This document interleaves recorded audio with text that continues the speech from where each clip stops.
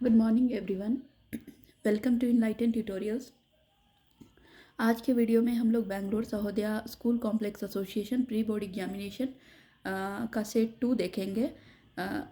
Second exam pre board examination का second paper देखेंगे जो कि जनवरी में हुआ है 2024-2025 का। ठीक है, यहाँ पे हम लोग सेक्शन ए को देखेंगे। ठीक है, तो सेक्शन ए में हम लोग सबसे पहले क्वेश्चन नंबर 1 को देखेंगे। ठीक है, तो इफ़ 1 सेकेंड,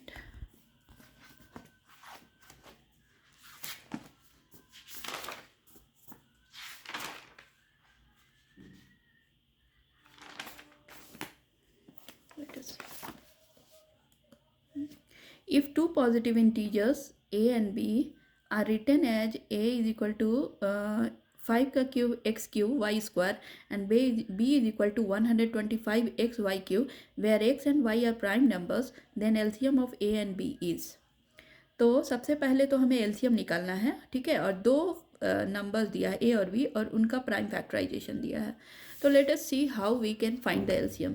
तो सबसे पहले ए को लिखा है इन्होंने 5 cube x cube y square. ठीक है, और b is equal to 5 cube लिख सकते हैं 125 को हम लोग, तो 5 cube into x into y Q.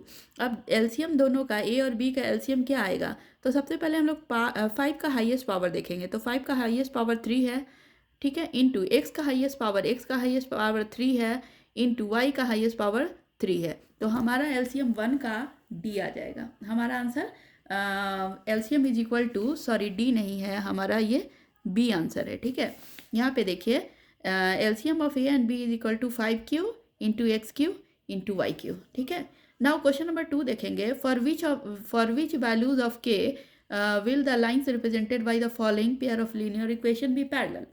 तो हमें लीनियर इक्वेशन के का क्या कौन सा ऐसा वैल्यू है जिसके कारण ये दो पेयर ऑफ लीनियर इक्वेशंस है वो पैरेलल होंगे। तो देखो सबसे पहले हमें पता है कि गिवन लाइंस, दो लाइन दिया है 3x minus y minus 5 is equal to 0 and 6x minus 2y minus k is equal to 0। ठीक है, के हमारा RHS में था, हमने उसको LHS में लाया तो माइनस के हो जाएगा। अब देखो comparing with a1x plus b1y plus c1 is equal to 0। अब हम इससे इसको कंपेयर करेंगे तो a1 हमारा 3, b1 हमारा -1 और c1 हमारा -5 हो जाएगा। फिर हम लोग अगर इस इक्वेशन को देखेंगे तो a2 हमारा 6, ठीक है, b2 हमारा -2 और c हमारा -k हो जाएगा। तो सिंस लाइन्स आर पैरेलल तो क्या हो जाएगा, a1 by a2 equals to b1 by b2 is not equal to c1 by c2। अब देखो a1 हमारा 3 है, a2 हमारा 6 है, equals to b1 by b2, b1 हमारा -1 है और b2 हमारा -2 है। ठीक है, तो 3/6 equals to -1 by -2 is not equal to -5 by k. ठीक है, तो हम लोग यहाँ पे ये लिख सकते हैं कि 1/2 is equal to minus minus यहाँ पे हट जाएगा तो again 1/2 is not equal to 5 by K. Therefore 1/2 is not equal to 5 by K, तो के हमारा नॉट इक्वल टू 10 होगा। ठीक है, तो इन्होंने पूछा है कि For which values of k will the lines represented by the following pair of linear equation be parallel। तो k का कौन सा वैल्यू डालेंगे कि जो लाइन दिया गया है ना, द लाइन्स रिप्रेजेंटेड बाय, ये जो दो इक्वेशन दिए गए हैं वो है ना, वो लाइन्स, ये दो इक्वेशंस के द्वारा जो लाइन बनेगा ना वो पैरेलल लाइन्स बनेगा। तो कौन सा के का वैल्यू होगा? तो के का value, since k is not equal to 0, so answer will be C, all real values of k except 10। 10 को छोड़कर जितने भी वैल्यूज आएंगे के वो सब डालेंगे तो हमारा पैरेलल आएगा। ठीक है, अब चलो क्वेश्चन नंबर 3 देखेंगे हमारा कि if the volume of two spheres are in the ratio of 64:27 then the ratio of their surface area is. तो अगर मान लो कि दो स्फेयर है, ठीक है, और दोनों स्फेयर का वॉल्यूम का रेशियो दिया है 64:27, तो आपको सरफेस एरिया का वॉल्यूम निकालना है। तो देखो v1 by v2 is equal to 64/27। ठीक है, अब v1 हमारा दिया 64/27 दिया है और फार्मूला हमें पता है 4/3 pi R cube divided by 4/3 pi R cube. तो 4/3 से 4/3 गया, पाइप से पाई गया हमारा R1 बाई R2 का होल क्यूब हो जाएगा. So R1/R2 is equal to cube root 64/27. Therefore R1/R2 = 4/3. अगर हमें R1 और R2 का रेशियो मिल गया है तो surface area of 1 by surface area of 2 क्या मिलेगा हमें. ठीक है, तो find the ratios of the surface area. तो surface area of 1 by surface area of 2 is equal to क्या हो जाएगा, 4πr1² by 4πr2 square, that is 4 square by 3 square, that is 16/9. ठीक है, तो हमारा आंसर हो जाएगा surface area of a first square by surface area of second square is equal to 16/9. ठीक है, 16/9 हमारा आंसर सी होगा. उसके बाद the graph of the quadratic polynomial p x passes through the point -3 0 0 -30 4 -20 and 3 0, then the zeros of the polynomial are. तो देखो graph of the quadratic polynomial, एक quadratic polynomial p x है. Graph of the quadratic polynomial p x passes through the points. ठीक है, तो ये जो graph है ना वो इन पॉइंट्स से पास हो रहा है. तो जीरोज ऑफ द पॉलिनोमियल क्या हो जाएगा. तो देखो इसके लिए हमने क्या किया ना कि ये जो ग्राफ है ना इसमें हम लोग इसका देखो इसमें क्या होता है ना कि अगर पी एक्स है तो कौन सी एक्सिस पे जीरो ऑफ द पॉलिनोमियल मिलेंगे. ठीक है, तो पी एक्स अगर है तो कौन सी एक्सिस पे पॉलिनोमियल मिलेंगे, तो एक्स एक्सिस पे. ठीक है, तो हम लोग एक्स एक्सिस पे जो जो पॉइंट लाई कर रहा है उसको देखेंगे, -3 0 और 3 0. तो यहाँ पे देखो -3 0 और 3 0, तो हमारा जीरोज ऑफ द पॉलिनोमियल क्या हो जाएगा, -3 एंड 3. सो हमारा आंसर यहाँ पर डी आंसर सही हो जाएगा. ठीक है, नाउ क्वेश्चन नंबर 5 देखेंगे हम लोग. यहाँ पर एक ट्रायंगल बना हुआ है. ठीक है, ये एक राइट ट्रायंगल है. ठीक है, और इस राइट ट्रायंगल में एंगल ए 90 डिग्री है. तो एंगल ए से अगर हम लोग BC पे परपेंडिकुलर लाइन ड्रॉ करेंगे तो AD is perpendicular to BC होगा. तो एंगल ADC 90 डिग्री हो जाएगा, एंगल ADB भी हमारा 90 डिग्री हो जाएगा. So in triangle ABC angle BAC is equal to 90 degree and AD is perpendicular to BC, then BD into CD is equal to AD square. ठीक है, क्या हो जाएगा हमारा BD into CD is equal to AD square. मतलब ऐसा हो जाएगा, लेकिन कैसे होगा सबसे पहले देखेंगे. तो देखो अगर एक ट्रायंगल BAC है ना 90 डिग्री है. ठीक है, एंगल A BAC में, और AD is perpendicular to BC है ना, तो इसमें हमेशा angle BAD, triangle BAD is similar to triangle CAD. ठीक है, is also similar to triangle BAC. ये ऐसा होता है अगर एक राइट ट्रायंगल है और उसमें जो 90 डिग्री वाले एंगल है उससे अगर हम परपेंडिकुलर ड्रॉ करेंगे अपोजिट साइड्स पे, तो जो दो ट्रायंगल हमें मिलेगा ना वो दो ट्रायंगल आपस में सिमिलर होंगे और वो दोनों ट्रायंगल बड़े वाले ट्रायंगल के सिमिलर होंगे. ठीक है, तो हम लोग क्वेश्चन नंबर 5 में देखेंगे. In triangle BAD and triangle CACD angle BDA is equal to angle ADC is equal to 90 degree. ठीक है, angle BAD is equal to angle ACD is equal to, दोनों इक्वल होते हैं. ठीक है, तो BD by AD is equal to AD by CD होता है. ठीक है, ये क्राइटेरिया होता है अगर एक राइट ट्रायंगल है और एक परपेंडिकुलर ड्रॉ करेंगे 90 डिग्री वाले एंगल के अपोजिट साइड्स, एंगल पे अपोजिट साइड से, तो जो एंगल जो हमें परपेंडिकुलर लाइन मिलेगा ना वो दो ट्रायंगल में डिवाइड करेगा इस बड़े वाले ट्रायंगल को, और दोनों ट्रायंगल जो है ना वो आपस में सिमिलर होंगे और बड़े वाले ट्रायंगल के भी सिमिलर होंगे. So BD by AD is equal to AD by CD. Therefore AD square is equal to BD into CD. ठीक है, तो AD स्क्वायर क्या हो जाएगा, BD इंटू CD के इक्वल हो जाएगा. तो AD square is equal to BD into CD हो जाएगा. ठीक है, नाउ क्वेश्चन नंबर 6 देखेंगे. क्वेश्चन नंबर 6 है कि if the probability of the event is A is 0.3, what is the probability of the complement of A. तो if the probability of the event A is 0.3, मान लो क्या कि किसी event A का probability 0.3 है, तो what is the probability of the complement of A. तो हमें कॉम्प्लीमेंट ऑफ A निकालना है. तो the probability of complement of event A is PA is equal to 1 minus PA, मतलब complement of PA is equal to 1 minus PA हो जाएगा. ठीक है, तो complement of event A is equal to 1 minus 0.3, that is 0.7 answer हो जाएगा हमारा. ठीक है, तो आंसर D हो जाएगा हमारा इस क्वेश्चन का. नाउ क्वेश्चन नंबर 7 देखेंगे कि if x I R the mid point of the class interval of the group data and F I R the corresponding frequencies, then x bar is the mean, then sigma f I x y minus x bar is equal to. ठीक है, तो हमें इसको निकालना है। तो सबसे पहले देखो, we know that mean is equal to sum of all the observation by number of observation.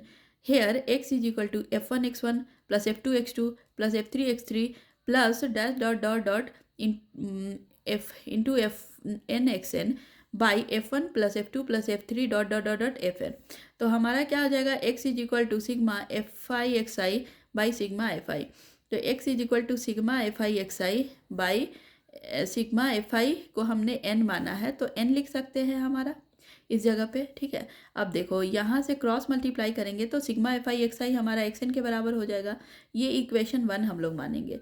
ठीक है, अब देखो, so we get sigma F I x I minus x is equal to f I x I minus x plus, हम लोग इसको लिख सकते हैं ना, f two x two minus x plus plus dot dot dot dot करेंगे तो f N x N minus x. ठीक है, अब देखो sigma F I x I minus x is equal to, हम लोग एफ आई एक्स आई plus F one X one plus F two x two plus dot dot dot F N x N कर सकते हैं, minus इसमें से हम common x निकाल सकते हैं, तो X plus X N times निकाल सकते हैं। ठीक है, तो sigma F I x I minus x is equal to F one X one plus F two x two plus dot dot dot F N x N minus ये X X X N times है, तो X plus X N times करेंगे। We can write it as sigma F I x I minus x is equal to sigma F I x I minus n x कर सकते हैं। अब देखो sigma F I x I minus x is equal to n x minus n x. ठीक है, क्योंकि sigma F I x i को हमने एन माना है इक्वेशन 1 से। ठीक है, फ्रॉम इक्वेशन 1।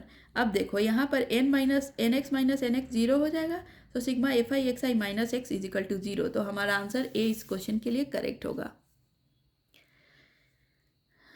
ठीक है, नाउ क्वेश्चन नंबर 8 देखेंगे। 8 में पूछा है कि what is the ratio in which the line segment joining -2 7 and 3 2 is divided by y axis. तो देखो क्वेश्चन नंबर 8 देखो कि the y axis divides the line segment at a point where the x coordinate is 0। ठीक है, तो Y axis जो है ना, लाइन को the y axis divide the line segment at a point, उस पॉइंट पे डिवाइड करेगा वाई एक्सिस उस लाइन सेगमेंट को।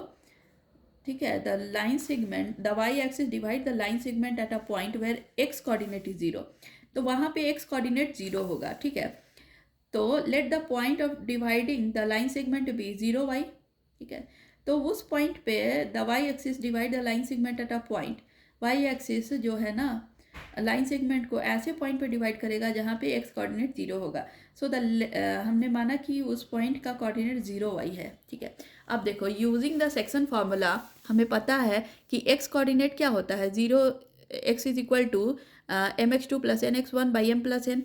तो हमारा देखो यहाँ पर क्वेश्चन में देखो एम एक्स टू मतलब क्या, एम एक्स टू मतलब क्या हो रहा है, एम हमारा एम ही रहेगा, एक्स टू हमारा क्या हो जाएगा 3 plus n into -2 by m plus n. ठीक है, और ये हमारा 0 हो जाएगा क्योंकि एक्स कोऑर्डिनेट हमने 0 माना है।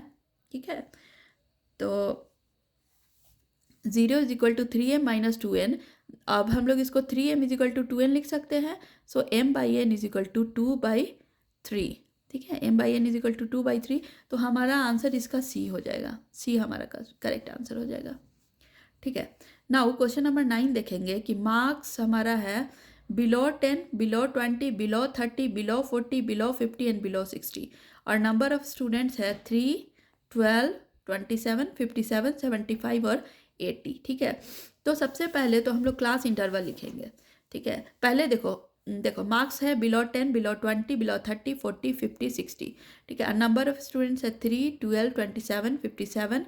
जो जिन बच्चों को 10 से कम मार्क्स मिले हैं उसमें 3 स्टूडेंट्स है, और जिनके 20 से कम मार्क्स मिले हैं उसमें 12 स्टूडेंट्स है, मतलब 3 और प्लस 9। ठीक है, यानी 12।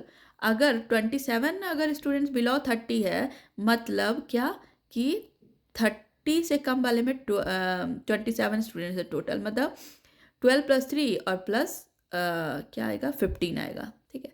तो हमारा हो जाएगा ये 27। 40 से बिलो मतलब ये सब इंक्लूड हो जाएगा उसमें, 57 आ जाएगा और 75 हो जाएगा स्टूडेंट्स 50 से बिलो मार्क्स जिसके मिले हैं, और 80 स्टूडेंट्स है ना उनको 60 से बिलो मार्क्स मिले हैं। तो हम लोग क्लास इंटरवल निकालेंगे सबसे पहले। तो क्लास इंटरवल हमारा क्या आ जाएगा 0 से 10, फिर बिलो 20 के लिए 10 to 20, फिर 20 to 30, 30 to 40, 40 to 50 और 50 to 60। फ्रीक्वेंसी क्या हो जाएगा हमारा, फ्रीक्वेंसी बिलो 10 के लिए 3, ठीक है, यहाँ पे दिया है, ठीक है। और बिलो 20 के लिए हो जाएगा 12 - 3 दैट इज़ 9। बिलो 30 के लिए 27 माइनस 12 हो जाएगा दैट इज़ 15। फिर ये जो है ना 30 से 40 के लिए 57 - 27 दैट इज़ 30, और 40 से 50 के लिए 75 - 57 दैट इज़ 18, और 50 से 60 के लिए 80 - 75 दैट इज़ 5, ठीक है। तो ये हमारा हो जाएगा क्या, this will be our class interval, ठीक है। तो modal class is the class in which has the highest frequency that is 30 to 40। तो देखो मोडल क्लास कौन सा क्लास होगा जिसका फ्रीक्वेंसी सबसे ज़्यादा है, तो फ्रीक्वेंसी सबसे ज़्यादा इसका है 30, तो 30 के मॉडल क्लास 30 to 40 हो जाएगा। सो हमारा जो आंसर है ना वो 30 to 40 हो जाएगा, ठीक है। मॉडल क्लास इन्होंने पूछा है। अब देखो if the cosec theta plus cot theta is equal to P then cos theta is equal to, तो cosec theta plus cot theta अगर पी है तो कॉस थीटा क्या होगा। तो देखो cosec theta plus cot theta is equal to P है, तो हमें पता है cosec square theta minus cot square theta 1 होता है, ठीक है, ये हमें फॉर्मूला पता है। और हमें ये भी पता है कि A square minus B square is equal to A plus B into A minus B होता है। अब देखो A minus B into A plus B जब हम करेंगे तो cosec theta minus cot theta into cosec theta plus cot theta is equal to 1 हो जाएगा। अब देखो यहाँ पे कॉसेक थीटा हमारा cosec theta minus cot theta का वैल्यू इन्होंने दिया है, cosec theta plus cot theta का वैल्यू पी दिया है, तो cosec theta minus cot theta, ठीक है, into p is equal to 1, ठीक है। अब cosec theta minus cot theta is equal to 1 by p.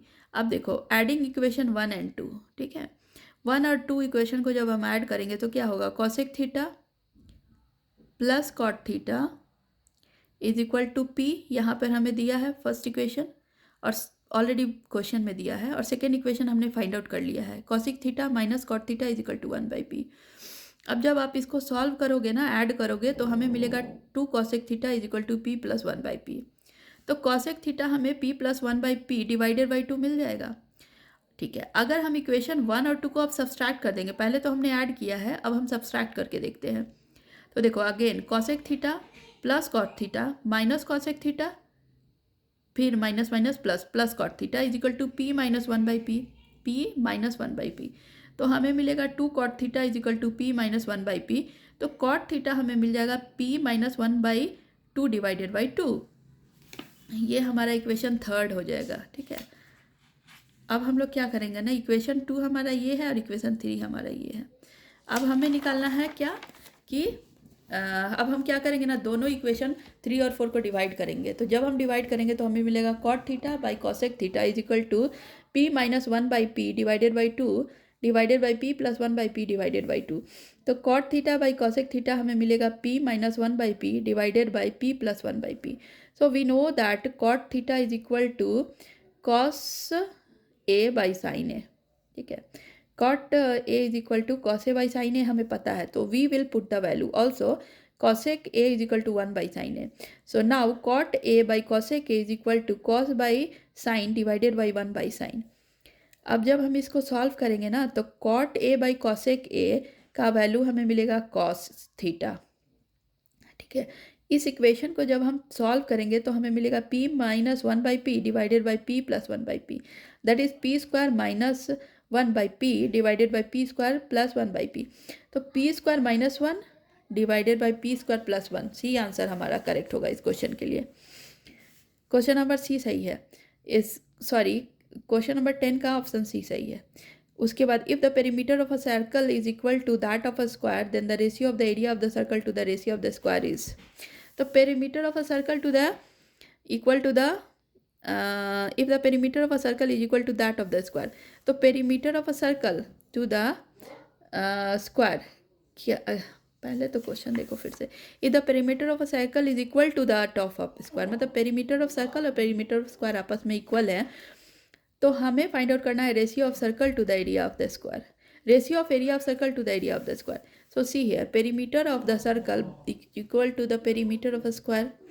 अब देखो perimeter of a circle 2πr, perimeter of a square 4a हो जाएगा. तो r is equal to 4a by 2π is equal to 2a by pi. ठीक है. अब देखो area of circle by area of square is equal to πr square a, πr square by a square. ठीक है. और r का value हमें मिला है 2a बाई पाई, तो 2a बाई पाई का होल स्क्वायर हम कर सकते हैं बाई a स्क्वायर. तो देखो pi into 2a by pi into 2a by pi divided by a square. तो पाई से पाई गया तो हो जाएगा क्या 4a square by pi into 1 by A square. तो हमें मिलेगा क्या 4/22/7. ठीक है. तो इसको हम लोग जब सॉल्व करेंगे तो हमें मिलेगा 14/11 आंसर. ठीक है. क्वेश्चन नंबर 12 देखेंगे कि in the given figure if angle A O B 125 degree है तो एंगल सी ओ डी का वैल्यू पूछ रहा है. तो हमें पता है ये कि the opposite sides of a quadrilateral circumscribing a circle subtend supplementary angle at the centre of the circle. ठीक है. तो जो opposite sides of a quadrilateral होंगे जो कि सर्कमस्क्राइबिंग अ सर्कल, ये क्वाड्रिलेटरल है जो सर्कमस्क्राइब कर रहा है सर्कल को. ठीक है. तो इनके जो एंगल्स बनेंगे ना, ये जो एंगल बनाएंगे ना at the centre will equal to 180 degree. Sum of the angles form by this opposite sides at the center will be equals to 180 degree. So therefore angle AOB plus angle COD is equal to 180 degree होगा. तो 125 minus this minus 180 degree ये हमारा angle COD हो जाएगा. So angle D is equal to 55 degree होगा. Angle COD is equal to हमारा 55 degree होगा. That is option D हमारा करेक्ट है इस क्वेश्चन के लिए. नाउ क्वेश्चन नंबर 13 देखेंगे कि द इक्वेशन हैज़, ये क्वेश्चन देखो पहले कि the value of K for which the quadratic equation has equal roots. तो हमें पता है कि फॉर इक्वल रूट्स क्या होता है, डी इज इक्वल टू 0. तो D is equal to 0 that is B square minus 4ac is equal to 0 that is -2 का whole square minus 4 into 1 into K is equal to 0. तो 4 minus 4k is equal to 0. So 4 is equal to 4k, तो k is equal to 1 हो जाएगा हमारा. Now question number 14 देखेंगे. Given that sine theta is equal to a by B then cos theta is equal to, sine theta अगर a by B है तो cos theta क्या होगा. तो देखो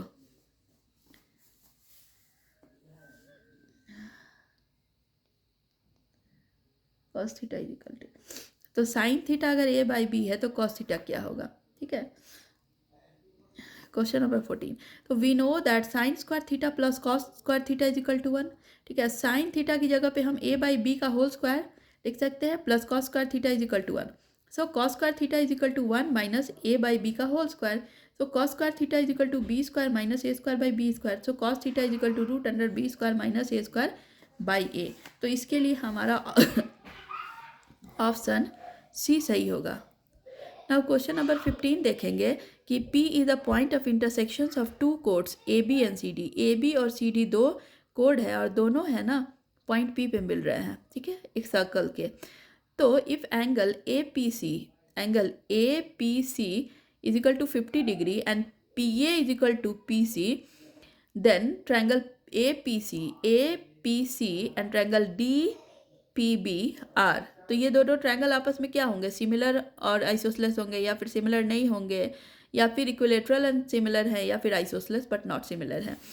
तो देखो इसके लिए हमने क्या किया है ना कि देखो PA is equal to PC दिया है, PA is equal to PC दिया है, मतलब ये एंगल इसके बराबर हो जाएगा. So angle PAC is equal to angle PCA. ठीक है. अब देखो एंगल्स, और देखो angle PAC is also equal to angle PDB, angle in the same segment. ठीक है. तो similarly angle PCA is also equal to angle PBD, angle in the same segment AB. ठीक है. अब देखो from 1 2 and 3 angle PBD is also equal to angle PDB. P B D is equal to angle P D B. अगर ये दोनों angles है तो इसके अपोजिट साइड्स भी, अगर ये दोनों एंगल इक्वल है तो इनके अपोजिट साइड्स भी इक्वल होंगे। Therefore P D is equal to P B.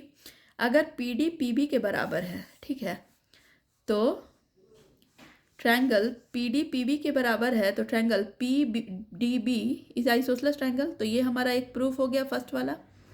अब देखो पूछा है इन्होंने क्या कि ये सिमिलर भी है। तो यहाँ पे देखो angle P D B is equal to angle P A C. We already prove that the angle in the same segment are equal. ये दोनों एंगल इक्वल है। और angle P A C P is also equal to angle D B P. Angles in the same segment that is A D is also equal. तो अगर ये दोनों angle equal है मतलब क्या, ये दो ट्रायंगल सिमिलर है, ठीक है। अब देखो नाउ क्वेश्चन नंबर 16 देखेंगे कि out of the two concentric circles the radius of the outer circle is 10 cm। ठीक है, दो कॉन्सेंट्रिक सर्कल है और radius of the outer circle का जो रेडियस है वो क्या है 10 cm एंड द कोड A C of length 16 cm। A C जो कोड है ना उसका लेंथ 16 cm है और इस ट्रायंगल में ए ओ का रेडियस दिया है कितना 10 cm। So find the radius of the inner circle. तो हमें ए ओ डी का लेंथ निकालना है। तो इसके लिए हम क्या करते हैं कि we know that the tangent is perpendicular to the radius through the point of contact. तो O D is perpendicular to A C हो जाएगा, मतलब angle A D O D A is equal to 90 degree हो जाएगा, ठीक है। अब देखो ये अगर 90 डिग्री हो जाएगा तो पाइथागोरस थ्योरम से A O square is equal to O D square plus A D square हो जाएगा। So O D is equal to root under 10 का स्क्वायर माइनस 8 का square, that is O D is equal to 6 cm, ठीक है। तो O D का length हमें 6 cm मिलेगा। तो आंसर ये हमारा 6 cm करेक्ट हो जाएगा। नाउ क्वेश्चन नंबर 17 में देखेंगे कि T P and T Q. T P and T Q are tangent to the circle with centre O. Then angle P Q T is equal to 30 degree and angle O P Q हमें find out करना है। तो देखो T P और T Q दोनों equal होंगे क्योंकि tangents from the same point is equal, ठीक है। अगर T P is equal to T Q है तो angle this T P Q is equal to angle T Q Q. Angle in the angles opposite to the equal sides are equal. अब ये दोनों equal है और हमें पता है कि O P is a radius and T P is a tangent. So the radius is perpendicular to the tangent at the point of contact, so angle OPT is 90 degree हो जाएगा। अगर एंगल OPT 90 डिग्री हो जाएगा और angle TPQ 30 degree मिला हमें पता है, so angle OPQ is 60 degree हो जाएगा। 90 degree minus 30 degree, so angle OPQ is हमारा 60 डिग्री, करेक्ट आंसर हो जाएगा 17 का। नाउ क्वेश्चन नंबर 18 है कि a number is chosen at random from first 50 natural number, then the probability of a number is multiple of 3 और 5। तो 3 और 5 का मल्टीपल होना चाहिए प्रोबेबिलिटी, और टोटल नंबर हमारा 50 है, ठीक है। तो सबसे पहले इसके लिए हम क्या करेंगे, here यहाँ पे हमने कर दिया है कि let event of the occurring multiple of 3 और 5 is.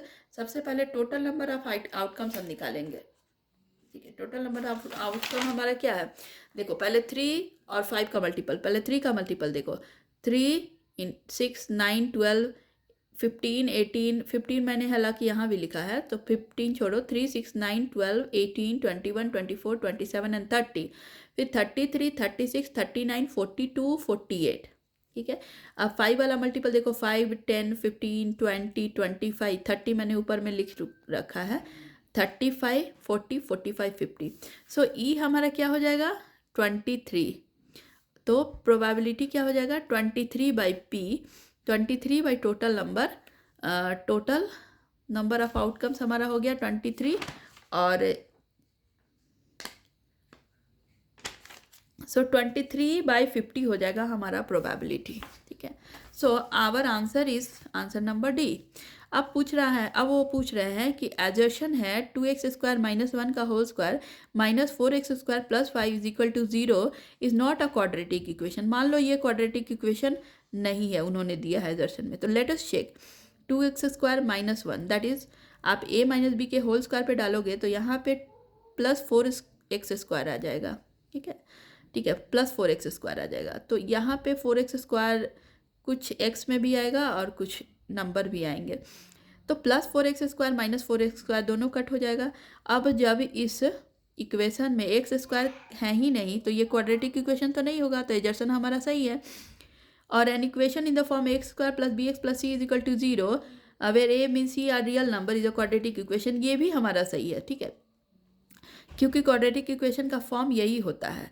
So both A and R is correct and R is the correct explanation of A हो जाएगा, क्योंकि ये जो है ना क्वाड्रेटिक इक्वेशन का फॉर्म है और यही फॉर्म बता रहा है कि this is not a quadratic equation. So इसका ऑप्शन ए बिल्कुल करेक्ट आंसर होगा। ठीक है, नाउ क्वेश्चन नंबर हम लोग इसका 20 देखेंगे कि एदर्शन इन्होंने दिया है in an A P A 15 minus A 5 is equal to 10d, मतलब ए 15th टर्म और 5th टर्म को माइनस करेंगे तो डिफरेंस हमारा 10d का आएगा, 10d का आएगा डिफरेंस। और फिर ये अजर्शन है हमारा, तो अजर्शन हमारा करेक्ट है। रीजन पूछ रहा है, बोल रहा है कि sum of the first n terms of A P is given by S N is equal to n into A plus L by 2 where L is the last term. ठीक है, तो हमारा रीजन भी बिल्कुल सही है, but R is not the correct explanation of A होगा यहाँ पे। ठीक है, so both A and R is true but R is not the correct explanation of ए, सो हमारा ऑप्शन बी बिल्कुल करेक्ट होगा। ठीक है, so thank you so much for हमारे वीडियो को देखने के लिए। हमारे वीडियो को लाइक शेयर एंड सब्सक्राइब करें, और कोई भी क्वेरी है तो कमेंट सेक्शन में ज़रूर कमेंट करें। ठीक है, थैंक यू सो मच।